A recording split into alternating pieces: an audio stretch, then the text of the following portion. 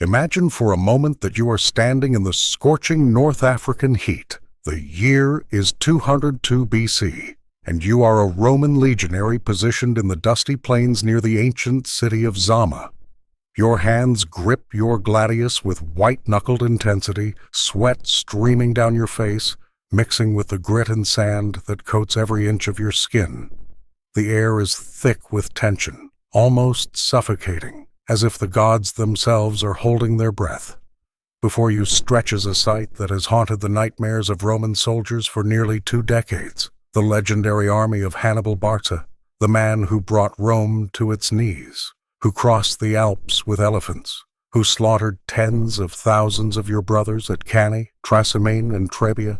But today is different. Today, something has shifted in the balance of power, though you cannot yet see it. Today, Rome will employ a weapon so elegant in its simplicity, so devastating in its execution, that it will transform certain defeat into glorious victory and relegate Carthage to the footnotes of history. The ground trembles beneath your feet, a rhythmic pounding that grows louder with each passing second. At first it feels like distant thunder, but you know better. Every Roman soldier on this field knows what that sound means. War elephants. Dozens of them, perhaps 80 or more, the pride of Carthage's military might, creatures of nightmare that stand twice the height of a man, weighing several tons each, their tusks adorned with bronze caps designed to maximize carnage. These are not mere animals. They are living battering rams. Psychological weapons designed to shatter enemy formations before a single sword is drawn. You have heard the stories from the veterans who survived previous encounters. Men trampled into unrecognizable pulp, entire ranks scattered like leaves before a storm, the blood-curdling trumpeting that freezes soldiers in place, making them easy prey for the Carthaginian cavalry and infantry that follow in the elephant's wake. Your commanding officer is Publius Cornelius Scipio, a man barely 30 years old, yet already a legend.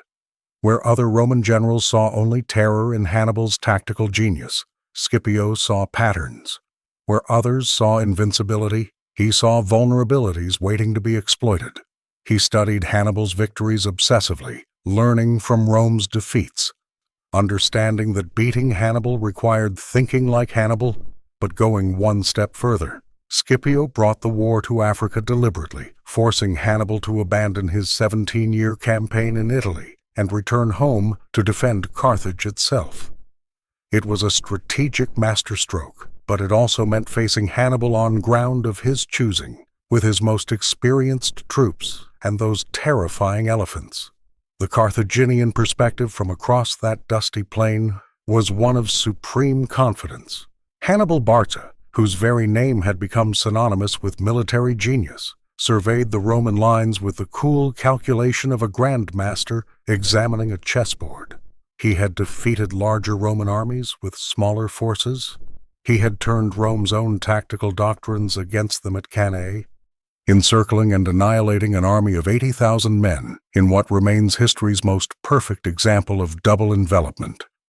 Now he possessed fresh elephants, well-trained and aggressive, supported by his veteran African infantry, men who had marched with him through the Alps, who had survived the grinding years in Italy, who were utterly loyal to their commander.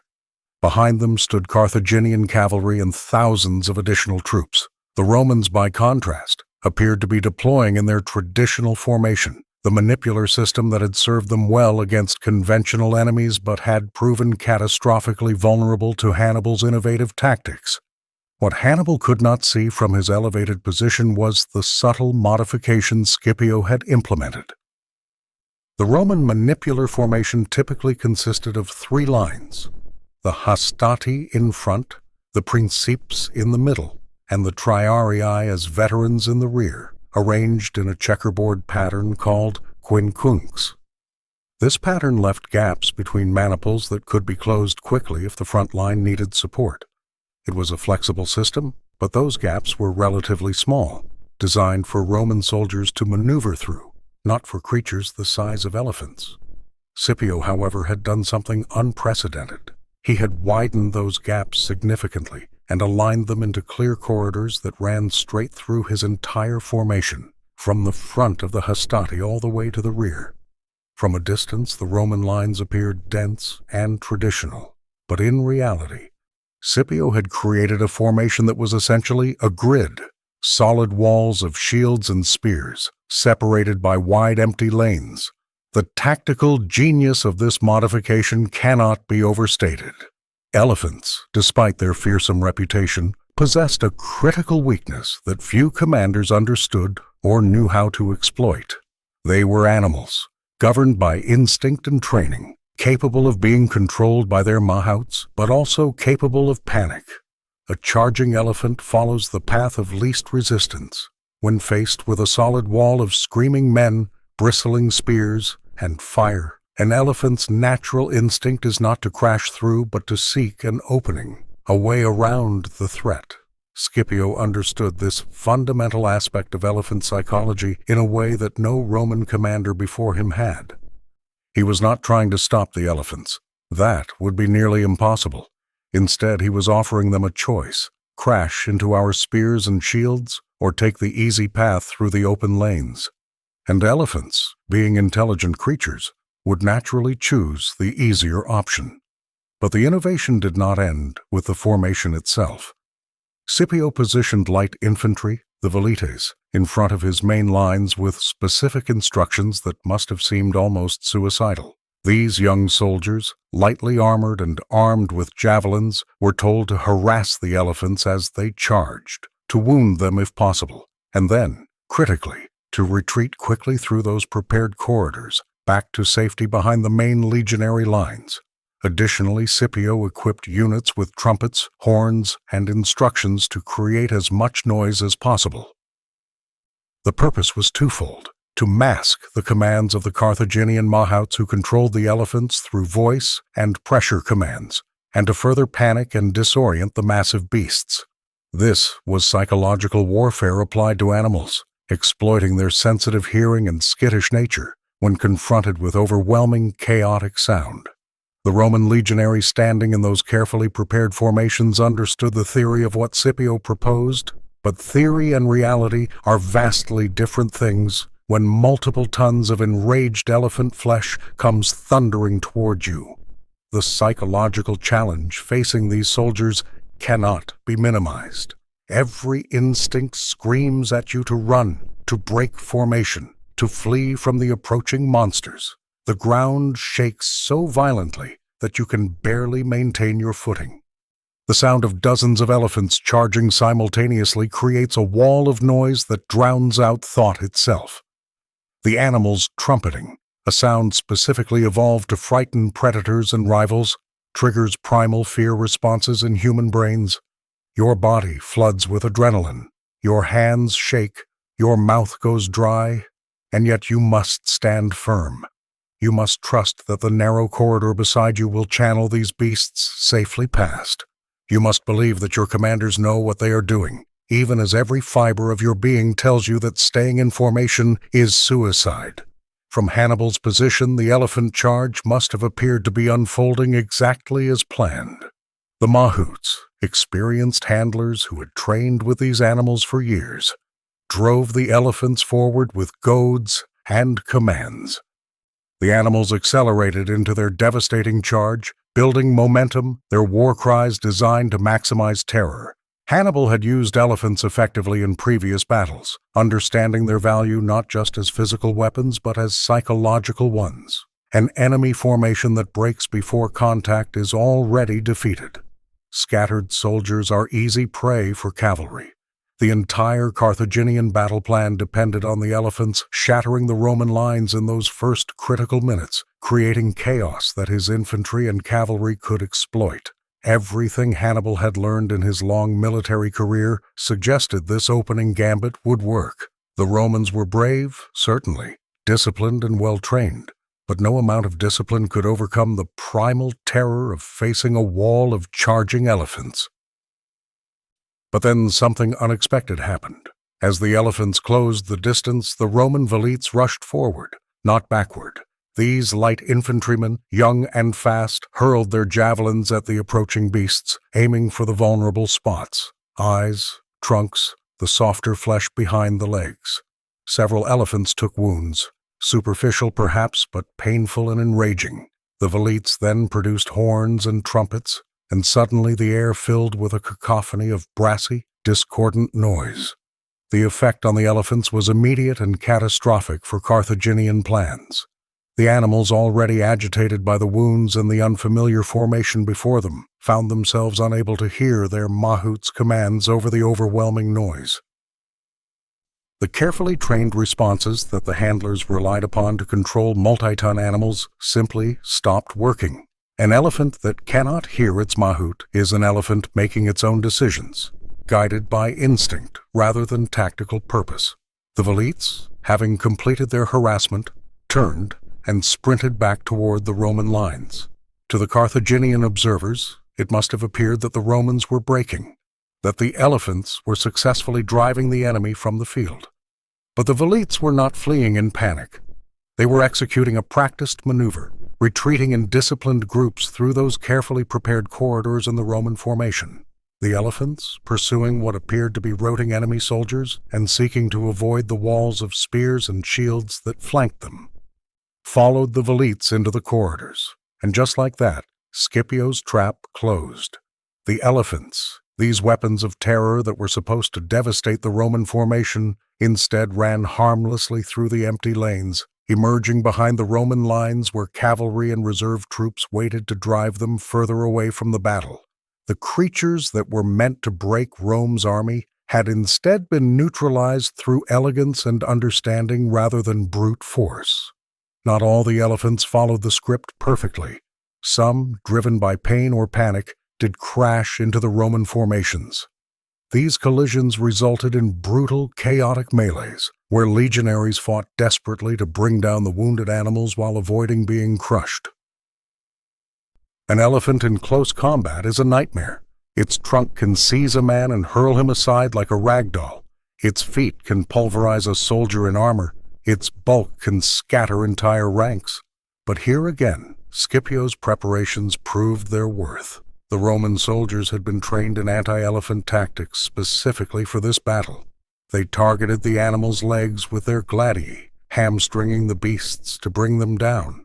They used their pila, the heavy javelins that were normally thrown at the beginning of engagements, as stabbing weapons to reach vital organs. They worked in coordinated groups, one team distracting the elephant while others attacked from the flanks and rear. It was brutal, bloody work, and some Romans died horribly crushed or gored. But the casualties were remarkably light given the circumstances, and critically, the Roman formation held. The psychological impact of the failed elephant charge on the Carthaginian army was profound.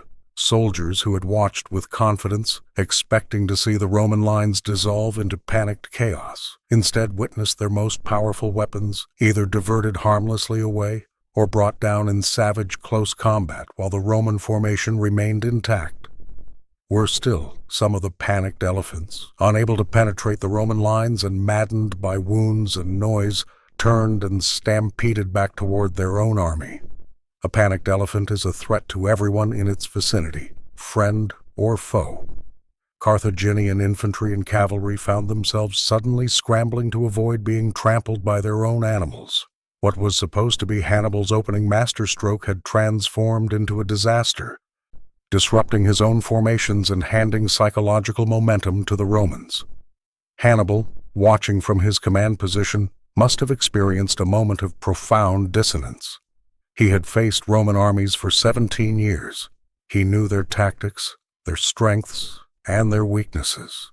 He had consistently outmaneuvered them, outwitted them, destroyed them. And yet here was something entirely new, a Roman commander who had studied Hannibal's own methods and innovated beyond them. This was not the Rome of the consuls who had faced him at Cannae, rigid in their thinking, predictable in their responses. This was a new Rome, embodied in this young general named Scipio, who fought with creativity and adaptation rather than mere courage and numbers. With the elephant charge neutralized, the Battle of Zama shifted into its second phase, The infantry engagement. The Roman hastati, their confidence bolstered by the successful handling of the elephants, advanced toward the Carthaginian lines. These were not the same Romans who had been butchered at Cannae 16 years earlier. This generation of soldiers had been forged in the crucible of Rome's desperate struggle for survival, trained by commanders who had learned from catastrophic defeats, equipped with improved armor and weapons, and led by officers who understood that tactical innovation was essential against an opponent of Hannibal's caliber. They moved in their traditional three-line formation, but with the enhanced discipline and coordination that Scipio had drilled into them during the months of preparation in Sicily before the invasion of Africa. The Carthaginian infantry that opposed them was a mixed force, revealing some of the fundamental weaknesses in Hannibal's position. Unlike his campaigns in Italy, where he commanded veteran troops who had fought together for years and developed an almost telepathic battlefield coordination, here he had been forced to cobble together an army from whatever resources Carthage could provide after 16 years of grinding warfare. His front line consisted largely of Ligurian and Celtic mercenaries, tough fighters certainly, but lacking the cohesion and motivation of citizen soldiers fighting for their homeland. Behind them stood Carthaginian militia and African infantry of varying quality. Only in his third line did Hannibal have troops he could truly rely on, his veterans from the Italian campaign. Perhaps 4,000 men who had survived nearly 2 decades of continuous combat, who would follow Hannibal into the jaws of death itself. The clash between the Roman hastati and Carthaginian front line was savage and indecisive. Mercenaries fight for pay, not glory or patriotism, and they calculate risk differently than soldiers defending their homes. The Ligurians and Celts fought hard initially, but as the Roman discipline and superior equipment began to tell, they started looking for ways to extricate themselves from a losing situation. When the second line of Romans, the Principes, joined the assault to reinforce the hastati, another tactical innovation by Scipio, as traditionally the Principes would only engage if the hastati were failing. The mercenaries broke, but they did not simply flee the battlefield. In their retreat, they crashed into the Carthaginian second line, the African infantry and militia who were supposed to be supporting them. This collision of retreating mercenaries and advancing allied infantry created chaos in the Carthaginian center, soldiers pushing in different directions, formations fragmenting, officers shouting contradictory orders that could not be heard over the din of battle. Hannibal faced a commander's nightmare. His opening gambit had failed catastrophically. His infantry lines were now compromised by their own retreating troops, and yet, despite everything, he still possessed advantages. His cavalry wings remained intact and were, man for man, superior to the Roman horsemen. His veteran third line had not yet been engaged and remained steady, and Hannibal himself was still on the field. A mind capable of turning desperate situations into victory. He had done it before at Trasimene, at Cannae, in a dozen smaller engagements across Italy. A lesser commander might have despaired, but Hannibal immediately began adapting his tactics to the changing situation. He ordered his disrupted front 2 lines to withdraw to the flanks, clearing space between the Roman lines and his veterans. This maneuver, executed under pressure in the chaos of active combat, demonstrated the continuing brilliance of Hannibal's battlefield management. He was essentially resetting the engagement, creating a new starting condition that negated some of Rome's momentum. The pause that followed as the armies reorganized gave both commanders a moment to assess. The battlefield was already littered with bodies, trampled victims of the elephant charge. Carthaginian mercenaries cut down by Roman steel, legionaries who had fallen in the brutal infantry engagement. The dust kicked up by thousands of feet obscured visibility, making command decisions more difficult. Both armies were showing signs of exhaustion, but neither was broken. Scipio recognized that despite his successful nullification of the elephants and the initial infantry success, the battle remained undecided. Hannibal's veterans represented a formidable force, fresh and unengaged, while the Roman hastati and Principes were already bloodied and tired. The outcome would be determined by what happened next, and Scipio knew he needed to bring his full force to bear before Hannibal could exploit his cavalry superiority. This is where Scipio demonstrated that his innovations were not limited to the elephant defense. Traditional Roman tactical doctrine kept the three infantry lines separate, with each engaging in sequence. Hastati first, falling back if necessary to let the Principes engage, and the Principes falling back in extremis to let the veteran triarii finish the battle. This sequential approach had advantages in maintaining fresh troops, but it also meant Rome never brought its full numerical superiority to bear at the decisive point. Scipio, however, ordered all three lines to combine into a single, massive formation.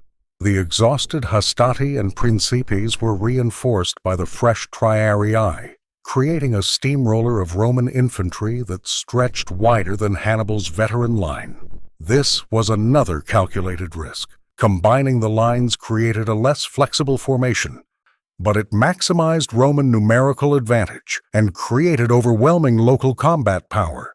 The final infantry clash between this combined Roman force and Hannibal's veterans was the Battle of Zama's true crucible.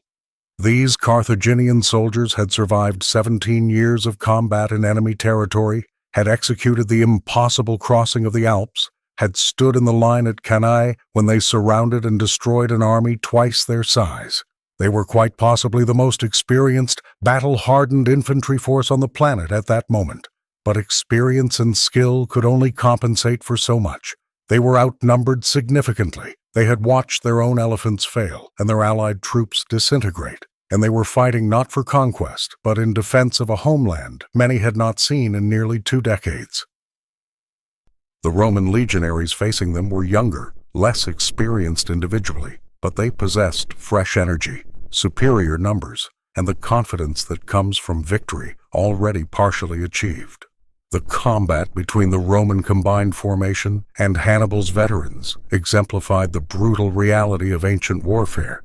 When well-trained, determined infantry forces clash with sword and spear, the result is a grinding, exhausting horror that tests human endurance to its absolute limits.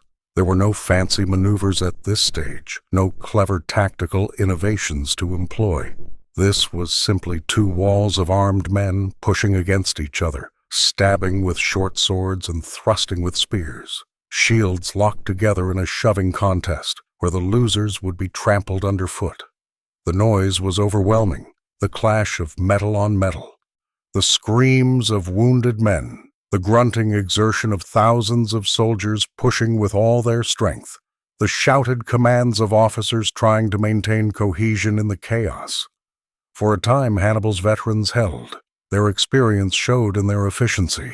No wasted movement, every sword thrust calculated for maximum effect with minimum energy expenditure, their formations maintaining integrity even under intense pressure. These men had fought Romans before and killed thousands of them. They knew Roman tactics, understood Roman psychology, and possessed the confidence that comes from having survived battles that killed most of their comrades. But the Roman formation was simply too large, too deep, too fresh, where a Carthaginian veteran might kill or disable the Roman soldier in front of him. 2 more would step forward to take his place. The Romans could rotate exhausted fighters out of the front line and replace them with fresh soldiers. The Carthaginians had no such depth. Every casualty weakened their line. Every minute of combat sapped their limited strength. And then the cavalry returned. This was the final piece of Scipio's tactical masterpiece, the element that transformed a grinding victory into a crushing triumph. Earlier in the battle, the cavalry wings had engaged in their own contests. Hannibal's superior Numidian cavalry had initially pressed the Roman horsemen hard, but Scipio had allied with Massinissa, a Numidian prince who brought his own tribal cavalry to the Roman side. The cavalry battle had been fierce and relatively even, with both sides eventually pulling away from the main infantry engagement to continue their mounted duel at a distance. Traditional ancient battlefield doctrine suggested that once cavalry became separated from the main battle, They often spent the rest of the engagement pursuing each other in an elaborate but indecisive contest. But Scipio's cavalry commanders, whether through explicit orders or understanding their general's intentions, did something remarkable. They broke off their pursuit of the Carthaginian cavalry and returned to the main battlefield. The sight of Roman and Numidian cavalry appearing behind Hannibal's veteran infantry line was the death knell of Carthaginian hopes. Infantry engaged in intense frontal combat, already pressed to their limits, cannot effectively defend against a cavalry charge from their rear. The psychological impact alone is devastating. Soldiers fighting desperately in front suddenly hear the thunder of hooves behind them, realize they are surrounded, and understand that retreat is impossible. Hannibal's veterans, these incredibly skilled and experienced warriors, found themselves in an impossible position. They were being crushed between the massive Roman infantry formation pressing from the front and cavalry smashing into their rear. It was, ironically, a simplified version of the same double envelopment that Hannibal had executed against the Romans at Cannae. His tactical masterpiece now turned against him. The collapse, when it came, was swift and total. Hannibal's veterans broke, not from cowardice, but from simple mathematics. Staying in formation meant certain death, while scattering at least offered a chance of survival. The organized retreat that might have saved some portion of the army became impossible.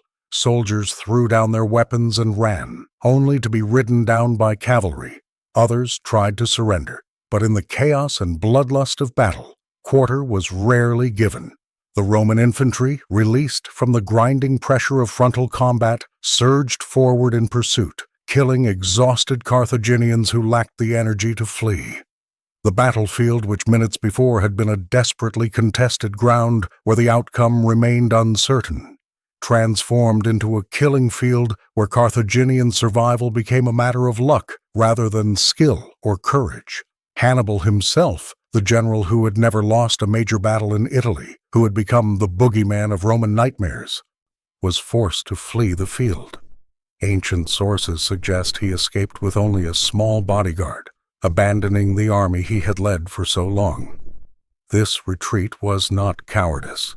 Hannibal remained alive to potentially rebuild, but it represented the total collapse of Carthaginian military power in Africa.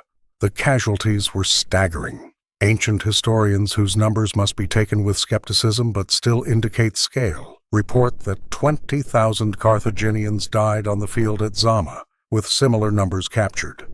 Roman casualties were significant, but far lighter, perhaps 2,000 to 3,000 dead. The disparity reflects the nature of ancient battle.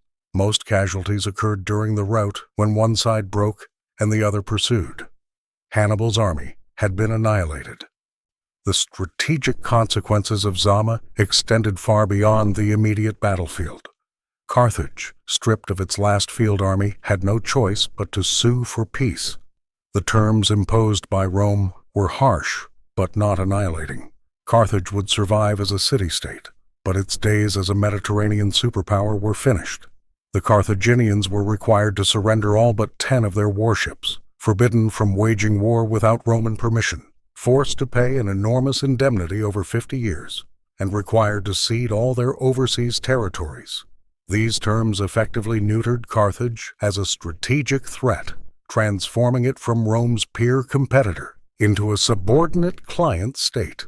Hannibal himself remained in Carthage for some years after the war, attempting to rebuild the city's economy and political structure. But Roman pressure eventually forced him into exile. He would spend the remainder of his life as an advisor to various eastern kingdoms opposing Rome, never again commanding an army in the field, until he finally took his own life in 181 BC to avoid being captured and paraded through Rome in chains. For Rome, the victory at Zama represented a civilizational turning point whose significance cannot be overstated. When Hannibal crossed the Alps in 218 BC, Rome was a regional power controlling Italy and portions of the Mediterranean coast. The 17 years of warfare that followed, the Second Punic War, had brought the Roman Republic to the brink of absolute destruction. Hannibal had ravaged Italy, destroyed multiple consular armies, killed hundreds of thousands of Roman soldiers and allies, and at times threatened Rome itself. The war's financial burden had been crushing, requiring the melting down of sacred treasures to pay for armies and forcing Rome to debase its coinage. The psychological trauma of repeated devastating defeats, especially the nightmare of Cannae, where 1/5 of Roman military-age males died in a single afternoon, had created a generation that grew up under the shadow of potential annihilation. But Rome survived, adapted, and ultimately prevailed. The victory at Zama validated Rome's martial culture and its unique governmental system that could sustain enormous casualties without surrendering. It demonstrated that the Roman Republic could learn from defeat, could produce generals capable of matching or exceeding the brilliance of history's great military minds, and could mobilize resources and manpower on a scale that eventually overwhelmed even the most skilled opponents. Scipio Africanus, as he was thereafter called in honor of his victory in Africa, became the model for the Roman general, not just courageous and skilled with weapons, but intellectually flexible, capable of innovation, willing to study and learn from enemies rather than simply relying on traditional methods. He represented a new kind of Roman commander, one who combined the traditional virtues of Roman military culture with strategic thinking that could operate at the highest levels of complexity. The tactical innovations Scipio employed at Zama, particularly the anti-elephant formation, entered military doctrine and influenced warfare for generations. Subsequent Roman armies facing elephants used variations of Scipio's corridor system. The broader principle that psychological understanding of enemy weapon systems could be as important as physical defense influenced military thinking well beyond ancient warfare. Scipio had recognized that elephants, for all their physical power, were not invincible mechanical weapons, but living creatures with predictable behaviors and exploitable weaknesses. By understanding the psychology of both the animals and their handlers, by recognizing how elephants would naturally respond to certain stimuli, he had been able to transform weapons of terror into liabilities. This kind of asymmetric thinking, finding unconventional solutions to seemingly overwhelming problems, became a hallmark of Roman military success in the centuries that followed. The Battle of Zama also illustrated fundamental principles about the nature of military genius and the limitations of individual brilliance in warfare.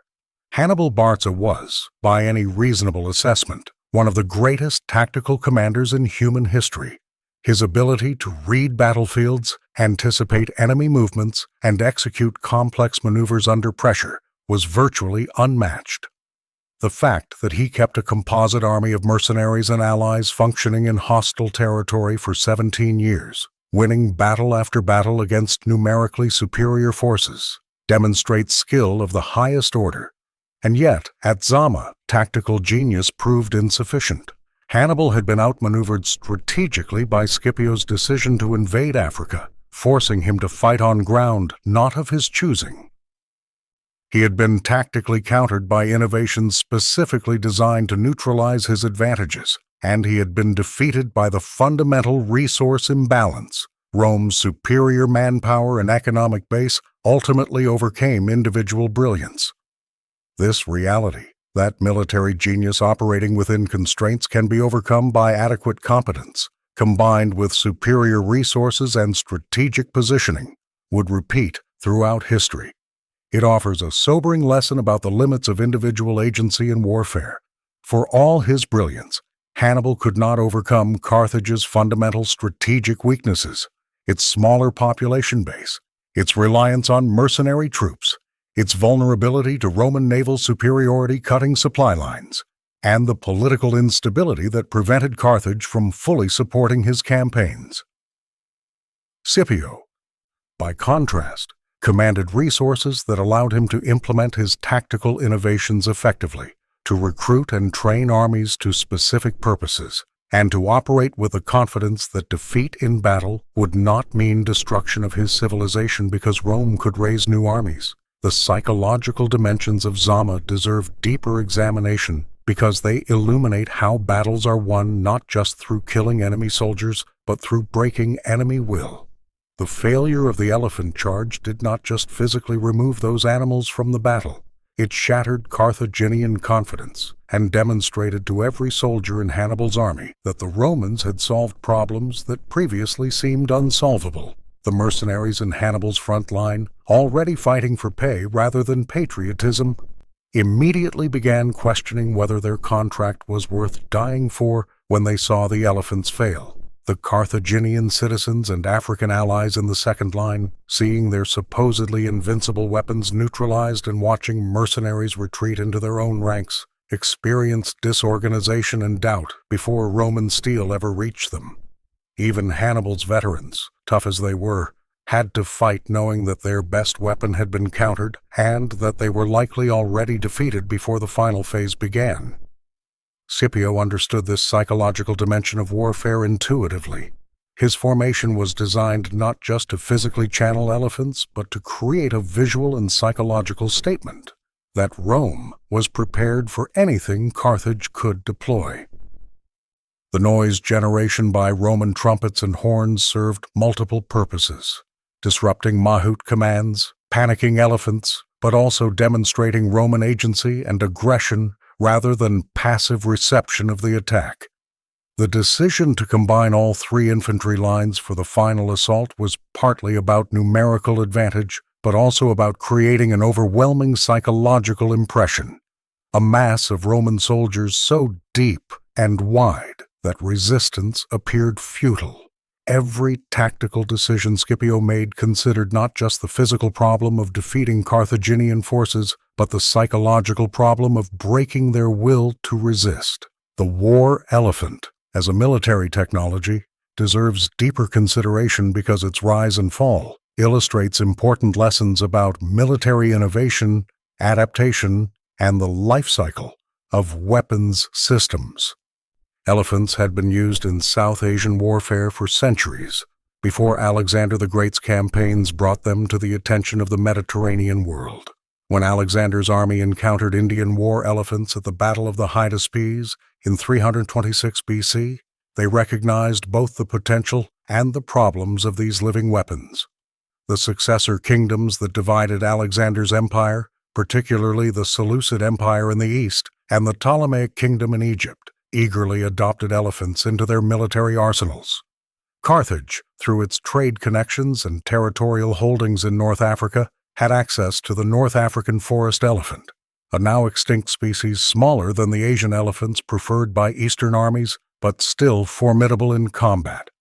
For several generations, war elephants represented cutting-edge military technology, offering capabilities that no other ancient weapon system could match. A charging elephant created shock and terror in enemy formations. Elephants could carry towers on their backs, providing elevated platforms for archers and javelin throwers. They could break down fortifications, uproot obstacles, and create breaches in enemy lines that cavalry and infantry could exploit. Their thick hides provided natural armor resistant to arrows and light spears. Perhaps most importantly, horses were naturally terrified of elephants, meaning that cavalry-heavy armies suddenly found their mobile strike forces neutralized by an enemy whose mere presence panicked their mounts. An army with elephants possessed a significant advantage over forces without effective anti-elephant tactics. But military technology always eventually meets countermeasures. The very success of war elephants ensured that their opponents would study them, understand their weaknesses, and develop tactics to neutralize them.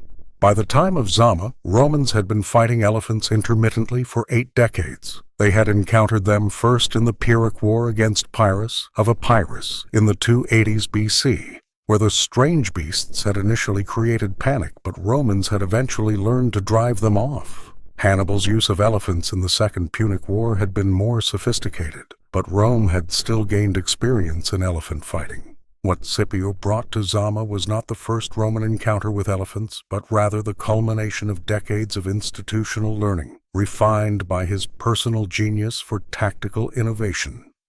The specific weaknesses that Scipio exploited were inherent to elephants as weapon systems. First, elephants were not machines that could be commanded with precision. They were intelligent animals with self-preservation instincts. An elephant experiencing pain or terror might ignore its mahout's commands entirely. Second, elephants naturally sought paths of least resistance, meaning they could be channeled by creating obvious corridors through formations. Third, elephants were vulnerable to loud, chaotic noise that prevented them from hearing their handlers. Fourth, wounded elephants might panic and retreat through their own lines, causing more damage to friends than enemies. And fifth, elephants required extensive training and experienced mahouts to be effective, making them difficult to replace once losses occurred. Each of these weaknesses represented a potential exploit that a clever opponent could leverage. Scipio's anti-elephant formation at Zama exploited every single one of these vulnerabilities simultaneously. The wide corridors provided paths of least resistance. The javelin attacks from velites wounded and panicked elephants. The overwhelming noise from Roman trumpets and horns disrupted mahout control. The disciplined Roman formation ensured that panicked elephants would be channeled away from the main battle rather than into it. And Scipio's training program had prepared his soldiers specifically for elephant combat, reducing their natural fear responses and giving them techniques for bringing down wounded animals that did breach the formation. It was a comprehensive tactical system designed to transform the enemy's strength into a liability. The decline of war elephants as a dominant military technology after battles like Zama illustrates an important historical pattern. Once an effective counter is developed and widely distributed, a previously dominant weapon system can become obsolete relatively quickly. Roman legions facing elephants after Zama consistently employed variations of Scipio's tactics. Other armies learned from Roman success and adapted similar approaches. Elephants became increasingly risky to deploy because there was always a chance they would panic and devastate your own forces. The logistical burden of maintaining elephant corps, the enormous food requirements, the need for experienced handlers. The difficulty of transporting them by sea began to outweigh their tactical advantages. By the 1st century BC, war elephants had largely disappeared from Mediterranean warfare, relegated to ceremonial roles or occasional use in sieges rather than as primary battlefield weapons. This life cycle of military innovation, emergence of a new weapon, period of dominance, development of effective counters, obsolescence, would repeat throughout military history. The stirrup revolutionized cavalry warfare until combined arms tactics countered mounted charges. Castles dominated medieval warfare until gunpowder artillery made walls obsolete. Battleships ruled the seas until aircraft carriers and submarines made surface fleets vulnerable. The machine gun created stalemate in World War I until tanks and infiltration tactics restored mobility. In each case, temporary advantages created by technological or tactical innovation eventually met adaptive responses that neutralized those advantages. Scipio's triumph at Zama represents one of the earliest well-documented examples of this pattern, a demonstration that human ingenuity in developing counters often outpaces the inherent advantages of any weapon system. The broader strategic lessons of Zama extend beyond tactics and technology to questions of political economy and state capacity. Carthage's defeat was not ultimately decided on the battlefield at Zama, but rather through decades of strategic positioning that left Carthage vulnerable to Rome's advantages in population, resource mobilization, and political cohesion. Carthage was wealthier than Rome, its commercial networks more extensive, its merchants richer. But wealth does not automatically translate into military power.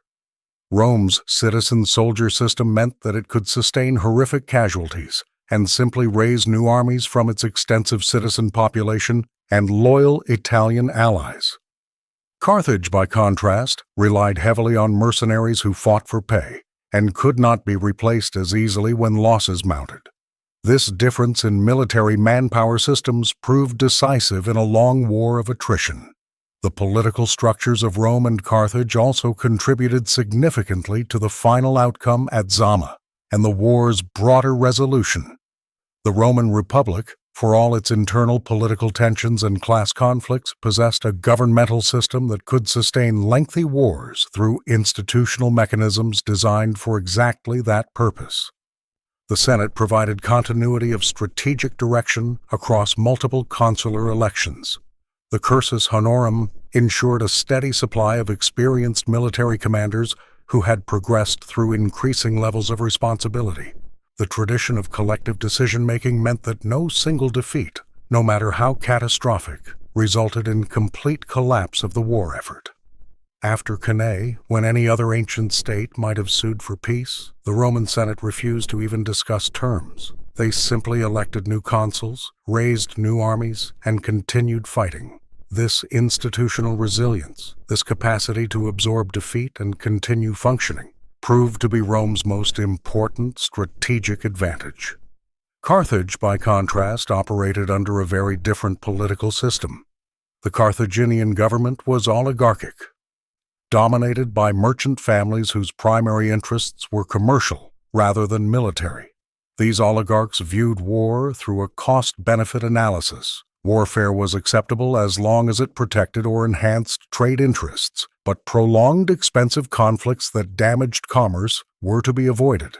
This commercial mentality created a consistent pattern where Carthage would initially support military ventures, but then withdraw support if costs escalated or immediate benefits were unclear. Hannibal's campaigns in Italy suffered from this dynamic repeatedly. Despite his tactical successes, despite bringing Rome to the brink of collapse, Hannibal never received the reinforcements and supplies he desperately needed because the Carthaginian government was unwilling or unable to commit the necessary resources. When Scipio invaded Africa and threatened Carthage directly, the same government that had left Hannibal undersupplied for years suddenly demanded his return. But by then, it was too late to assemble the army needed to defeat Rome's now experienced legions.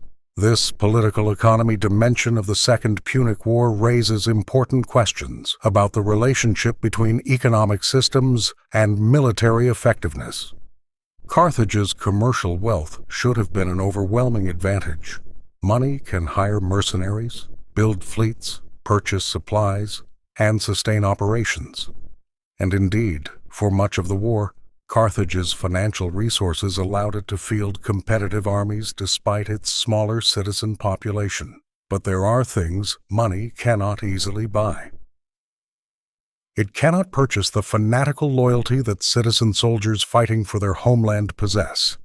It cannot create the institutional military knowledge that Rome accumulated through generations of continuous warfare. It cannot overcome the fundamental strategic vulnerability of a state that depends on sea lanes for supply when facing an opponent that controls those lanes. Money is a powerful tool in warfare, but it is not automatically decisive against opponents who possess other forms of capital, social, political, and military. The figure of Scipio Africanus himself deserves closer examination because he represents a particular type of military leader whose characteristics would become influential in subsequent Roman history and beyond. Scipio was not simply a brave warrior or even a skilled tactician. He was a military intellectual who studied warfare systematically, learned from both successes and failures, and approached problems with creativity rather than dogma.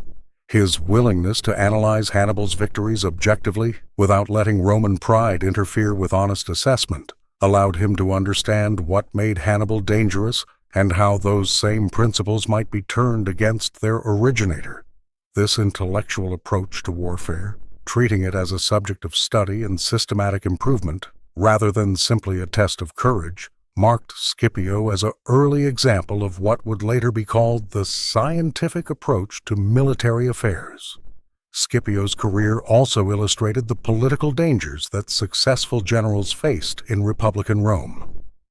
His triumph at Zama and the peace he negotiated made him the most powerful and popular man in Rome, potentially dangerous to the Republican system that feared concentration of power in individual hands. In the years after the war, political opponents brought various charges against Scipio, forcing him into a semi-retirement where his abilities were underutilized. He died in relative obscurity in 183 BC, the same year as Hannibal, a poignant coincidence that linked their fates even in death. His career demonstrated that military genius could carry a man to the heights of fame and power, but also make him a target for political rivals who feared that military success might translate into tyrannical ambition. This tension between military effectiveness and Republican political values would remain a consistent theme in Roman history, eventually contributing to the Republic's transformation into an empire under generals turned emperors like Julius Caesar and Augustus. The long-term consequences of Zama extended far beyond the immediate political settlement between Rome and Carthage. The battle fundamentally shifted the balance of power in the Mediterranean world, establishing Rome as the dominant military power in the Western Mediterranean and positioning it for subsequent expansion into the Eastern Mediterranean over the following century. The confidence Rome gained from defeating Hannibal, the military experience accumulated during the war, and the institutional lessons learned about sustaining long-term conflicts all contributed to Rome's subsequent successful campaigns against the Hellenistic kingdoms. Within 50 years of Zama, Rome would defeat the Macedonian kingdom that had descended from Alexander's conquests, humble the Seleucid Empire in Asia, and reduce the proud Greek city-states to client status. The road to Roman Mediterranean hegemony ran through Zama. For Carthage, the defeat at Zama began a slow decline that would end in total destruction. The peace terms imposed after Zama were harsh, but allowed Carthage to survive as a city-state. Stripped of its empire and military power, Carthage actually experienced a commercial renaissance in the decades after the war, its merchants once again accumulating wealth through trade. But this recovery ironically contributed to Carthage's ultimate destruction. Roman conservatives, led by Cato the Elder, became increasingly alarmed by Carthage's renewed prosperity. Cato famously ended every speech in the Senate with "Carthago delenda est." Carthage must be destroyed, regardless of the speech's topic. This campaign of fear-mongering eventually succeeded, and in 149 BC, Rome manufactured a pretext for the Third Punic War. Carthage, still bound by the treaty terms that prohibited it from waging war without Roman permission, was defenseless. After a 3-year siege, Roman forces captured the city in 146 BC, systematically destroyed it, and allegedly sowed the ground with salt to ensure nothing would grow there again. The complete obliteration of Carthage stands as one of history's most thorough examples of a victor not just defeating, but erasing a rival civilization. The Battle of Zama's influence on subsequent military thinking extended well beyond ancient warfare into the modern era. Military historians and theorists have studied Scipio's anti-elephant formation as an example of asymmetric tactics, using creativity and understanding of enemy capabilities to overcome apparent advantages. The principle of creating killing corridors for enemy forces has appeared in various forms throughout military history, from medieval battles where cavalry was channeled into prepared positions, to World War II defensive positions that created fields of fire, directing enemy advances into concentrated killing zones, to modern urban warfare tactics that channel attackers into ambush positions. The specific technology changes, but the underlying principle, understanding how an enemy will naturally move and preparing your defense to exploit that movement, remains constant. The psychological aspects of Scipio's tactics at Zama have also received significant attention from military psychologists and historians studying the moral and psychological dimensions of warfare. The use of noise to panic elephants and disrupt enemy command and control represents an early example of deliberate psychological operations. Modern military forces use similar principles when employing loudspeakers, leaflets, and other means to demoralize enemies or disrupt their cohesion. The understanding that breaking an enemy's will to fight is often more important than physically destroying every soldier has become a central tenet of modern military doctrine. But Scipio demonstrated this principle 2,000 years ago when he designed tactics specifically intended to cause panic and disorder rather than simply inflicting casualties. The broader question of how military innovation occurs and spreads finds an interesting case study in the progression from the elephant's initial battlefield success to Scipio's counters at Zama. Military historians have long debated whether innovation occurs primarily through individual genius or institutional learning. Scipio clearly represents the genius model, a single brilliant commander who sees what others miss and implements revolutionary changes. But his genius operated within and depended upon an institutional framework. The Roman military system had already accumulated decades of experience fighting elephants, meaning Scipio had lessons learned from previous engagements to build upon. The Roman training system allowed him to drill his soldiers in specific anti-elephant tactics, meaning his innovations could be implemented effectively.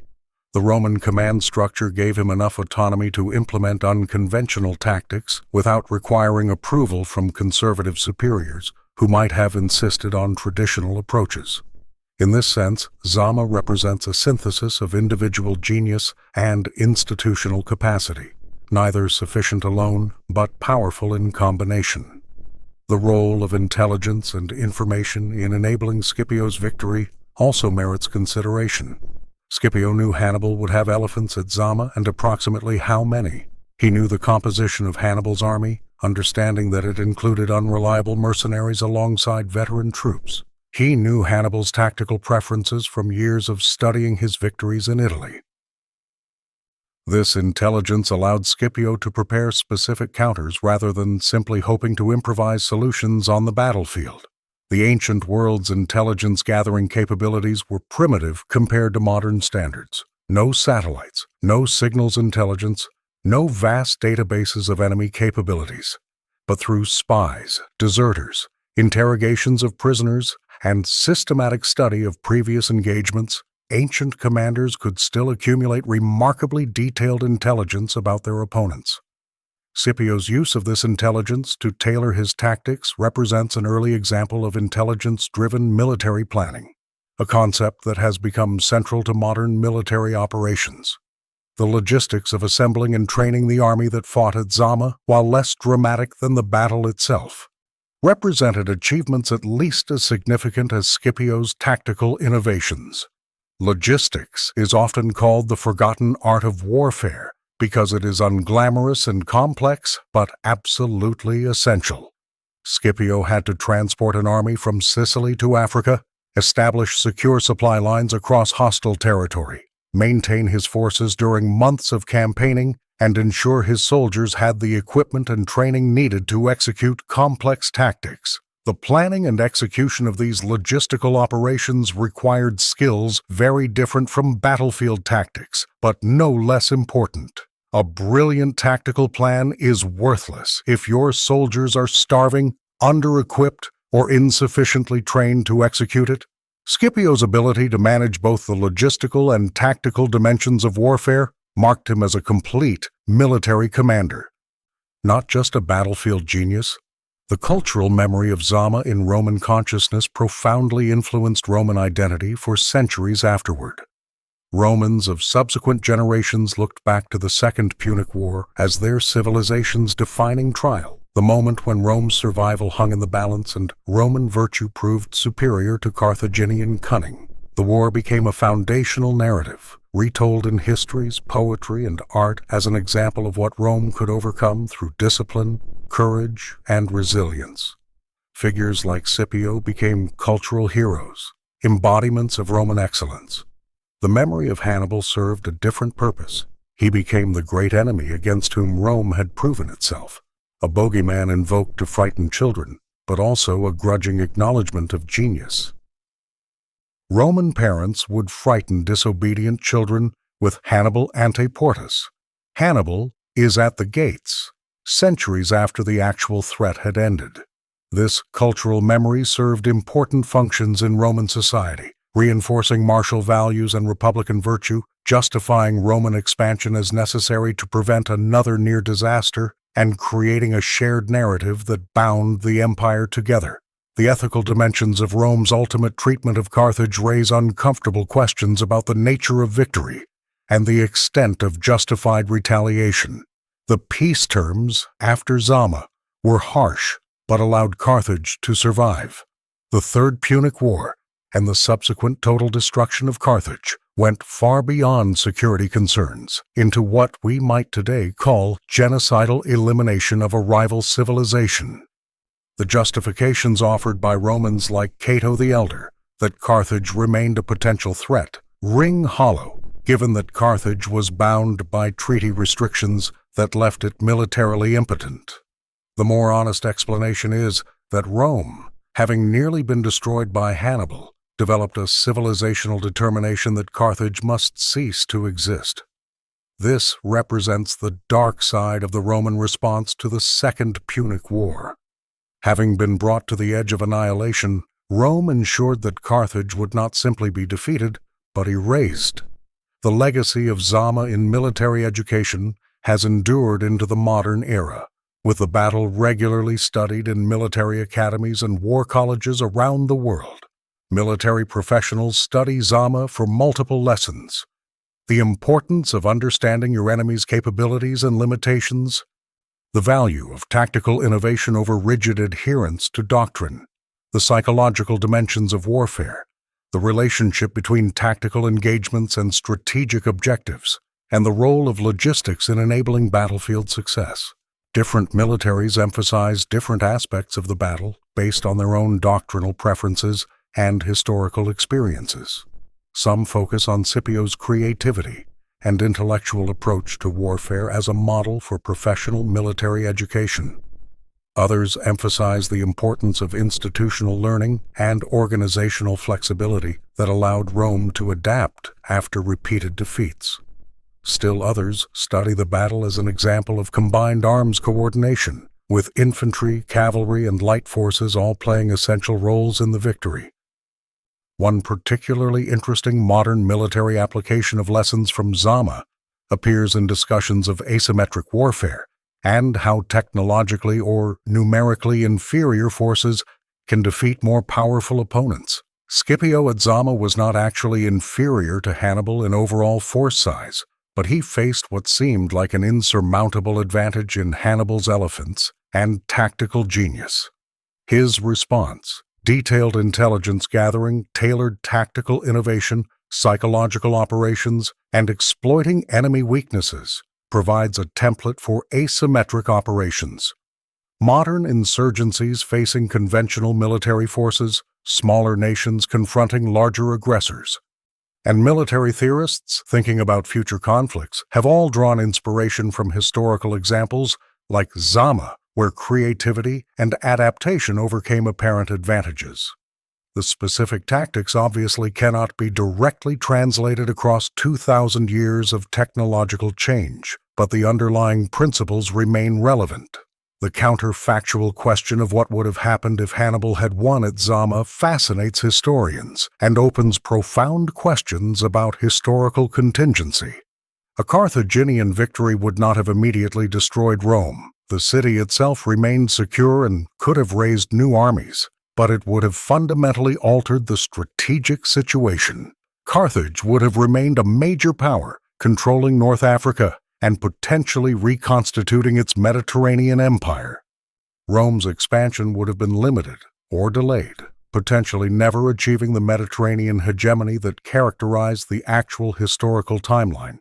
The political and cultural development of Europe might have followed very different paths without Roman unification and administration.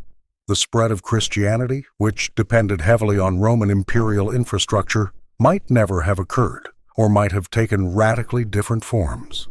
Such speculation is ultimately unprovable, but it highlights how the tactical decisions made at Zama, particularly Scipio's anti-elephant innovations, potentially influenced the trajectory of Western civilization for centuries afterward. The relationship between Scipio and Hannibal, adversaries who shaped each other's legacies, has captivated historians and writers for millennia. Ancient sources report that after the war, Scipio and Hannibal met in person at Ephesus years later, where they allegedly discussed military theory, and Hannibal acknowledged Scipio's genius while maintaining Alexander and Pyrrhus as greater generals than himself, claiming he would have been the greatest if he had defeated Scipio. This meeting, whether historical or apocryphal, captures something important about the respect that can exist between great opponents. They understood each other in ways that few others could, having tested themselves against the ultimate standard, a comparably brilliant adversary. Their duel shaped both their lives and their legacies, neither complete without the other. The physical battlefield site of Zama itself has been a matter of historical debate, with the exact location uncertain because ancient geographical descriptions are imprecise. Several sites in modern Tunisia have been proposed as the battle's location, but definitive archaeological evidence has been elusive. This uncertainty is frustrating for historians seeking to understand the battle's specific terrain features, but it also reflects the general challenge of ancient military history. We are working from textual sources written decades or centuries after events by authors who were not present, sometimes with political or literary agendas that shaped their narratives. Despite these evidentiary limitations, the broad outline of what happened at Zama and why Scipio's tactics succeeded remains clear enough to draw meaningful conclusions and learn applicable lessons. The Battle of Zama ultimately represents a pivotal moment where tactical innovation, strategic positioning, resource mobilization, and individual genius combine to determine the fate of civilizations. Scipio's anti-elephant formation was the visible centerpiece of his victory, the dramatic tactical innovation that turned Hannibal's advantage into a liability. But that innovation operated within a larger framework of strategic decisions, logistical achievements, intelligence gathering, training, and political military coordination that made the tactical victory possible. The battle was decided before the first elephant charged, determined by months and years of preparation that positioned Rome to exploit Carthaginian weaknesses and negate Carthaginian strengths. When the elephants harmlessly ran through Scipio's prepared corridors, they were demonstrating not just the effectiveness of a clever tactical formation, but the culmination of Rome's long learning process and Scipio's synthesis of that institutional knowledge with his own creative genius. The lesson that resonates across the centuries from that dusty plain in North Africa is that in warfare, as in most human endeavors, there are no truly invincible weapons or unbeatable tactics. Every advantage can be countered by sufficiently creative and determined opposition. Every weapon system has vulnerabilities that can be exploited by opponents who study carefully and think clearly. The elephants that terrorized armies across the ancient world for generations met their match in the analytical mind of a young Roman general who refused to be intimidated by what others saw as overwhelming force. He studied the problem systematically, understood the psychology of the weapon system he faced, and designed an elegant solution that transformed strength into weakness. In doing so, Scipio not only won a decisive battle, he demonstrated an approach to warfare that would influence military thinking for millennia, showing that careful preparation, creative adaptation, and psychological insight can overcome even the most fearsome advantages an enemy might possess. The secret weapon that destroyed the Carthaginian war elephants was not a physical innovation or technological breakthrough. It was thought itself, the application of disciplined intelligence to the problems of warfare, executed with courage and precision on the battlefield when everything depended on getting it right.